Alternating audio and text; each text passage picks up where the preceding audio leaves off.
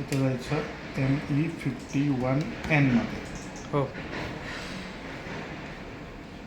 Okay, इथं गेलात की इथं तुमचा हा स्टँडर्ड प्रोजेक्ट पी आर असतो. हां, त्या कस्टमर डाटा हिडरला कन्स्ट्रक्शन पी आर सिलेक्ट करायचं आणि येस करायचं. Okay, okay. याला मिनिमाइज करायचं आणि अकाउंट असाइनमेंटमध्ये पी टाकायचं. पी हे ओके. पी काय तर कन्झ्युमेबल मटेरियलसाठी पी आणि काय ते क्यू पण आहे ना क्यू असतो तो स्टॉकमध्ये येतो स्टॉकमध्ये. आणि पी जो आहे तुमचं डायरेक्ट कन्झ्युम होतं. कन्झ्युम होतो. याचा GRN झाला हां. की तुमच्या WBSला तो कन्झम्शन दिसतं. ओके. क्यू असलं की ते स्टॉकमध्ये येतं. मग तुम्ही मला जसं इश्यू करून द्याल तसं मी तुम्हाला ते मटेरियल देणार. ठीक आहे. तर इथं फॉर एक्झाम्पल मटेरियल कोड घेऊया आपण. हां, फॉर एक्झाम्पल. ओके, आता मटेरियल कोड घ्यायचं कुठून आहे? हा मटेरियल कोड तुम्हाला अटॅचमेंटमध्ये DCOवाले देतात. ओके. ठीक आहे, तुम्ही ज्यावेळेला अटॅच करता मटेरियल ओके. त्यावेळेला ते तुम्ही तुमच्या प्रोजेक्ट हेडला प्रोजेक्ट कोडला गेलात तिथं तुम्हाला ते सगळं मटेरियल कोड दिसतात. क्वांटिटी पण दिसते. टॅब दाबायचं, क्वांटिटी टाकायची. Okay, okay. इथं व्हॅल्युएशन प्राईस ₹1 टाकायचा कायम. ओके. मटेरियल ग्रुप काय नाही टाकायचा, तो बाय डिफॉल्ट मटेरियल कोडला अटॅच असतो. परचेसिंग ग्रुप 101 टाकायचा. 101 हे काय? 101 हा परचेसिंग ग्रुप स्टँडर्ड. तुम्हाला जर डाऊट कंपल्सरी. असला तुम्हाला जर डाऊट असला तर हे जे चौकोन आहेत त्याच्यावर क्लिक करायचं, तुम्हाला ते सगळं दिसतं. आता हा तुमचा 101 स्ट्रक्चर सिव्हिल वर्कसाठी, 102 किंवा 103 फिनिशिंगसाठी, ओके. 103 सर्व्हिसेस MEPसाठी, ओके. 104 फसाडसाठी असं ते परचेसिंग ग्रुप असाईन केलेले असतात. इथं तुमचा प्लॅन्ट कोड येणार. For example BA77. 77. Storage location standard आहे GNST. हां, ओके. हे प्लॅन्ट लेवलला असाईन केलेलं असतं. परचेसिंग ग्रुप 1000 फिक्स आहे आपला स्टँडर्ड. ओके. त्याच्यामध्ये पण काही चेंज होत नाही. जो पण रिक्विजेशन टाकणार आहे त्याचं नाव इथं शॉर्टकटमध्ये टाकायचं. ओके. ओके, ही जी TR डेट येते ती जनरली ज्या दिवशी PR करता तीच डेट टाकायची. ओके. ठीक आहे, आणि एंटर करायचं. हेच काय तर कॉपी पेस्ट करायचं असतं ना तारीख? हां, तीच हे बघा. ही काय करायचं, ओके. इथं ही डिलिव्हरी डेट येते. हां. आता जर मी ही डेट टाकली नसती हां.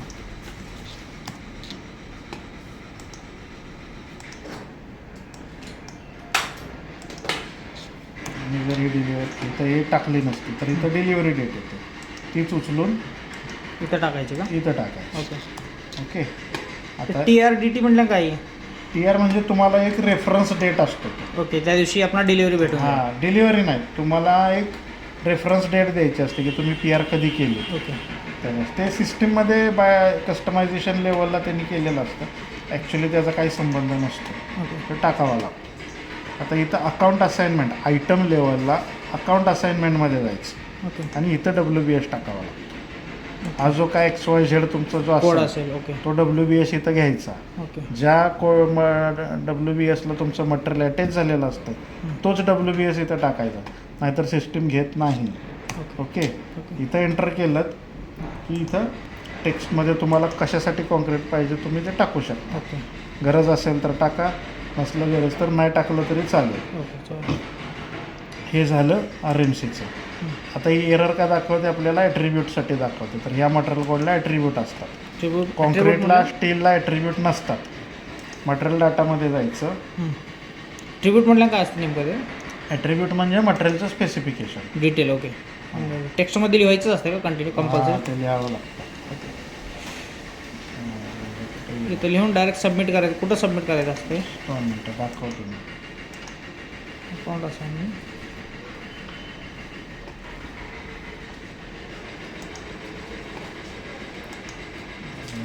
ॲट्रिब्यूट तुझ्या ID ला काय प्रॉब्लेम आहे? हां, WBS. आता आपण WBS चुकीचा घेतला आहे. त्या प्लॅन्टला हा WBS नाही आहे. किती? आता इथं 950. G952 जर आपण केलं, G952 तर तो WBS घेईल. ओके. कुठला आहे तो कोथरूड साईड एस ओके इथं बानेरचं नाही काय त्याला बी ए म्हणून येईल स्टार्टिंग. थांबा इथं पण नाही कुठलाही राहू द्या, मला काही प्रॉब्लेम जी 950 घेऊन आहे कोथरूडचाच घेऊन आहे. घ्या, काही प्रॉब्लेम नाही.